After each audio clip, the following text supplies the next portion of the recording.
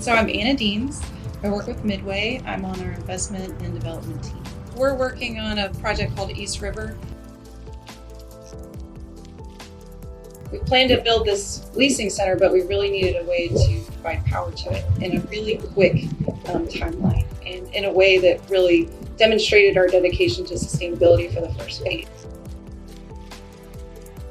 The first time I met Sid, he came out to the containers and just expressed a lot of interest in the project in general and just was very authentic and asked a lot of questions and just thought it was a cool project. And we tend to partner with people that are passionate like we are.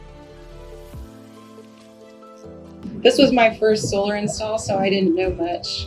And I guess my biggest concern was making sure that we could support the load that we needed to conduct meetings in the way that we needed to do them. And so he was very good at asking a lot of questions about what we would be doing in the space, how much load we would require, and then came up with pretty quickly a plan for how to get us there with a combination of batteries and the inverter, which all this was new to me, and then helped us kind of work through how that was going to plug into this container, because it really was a design build process. And so they offered a lot of different options, and then we settled on one that ultimately worked out really well.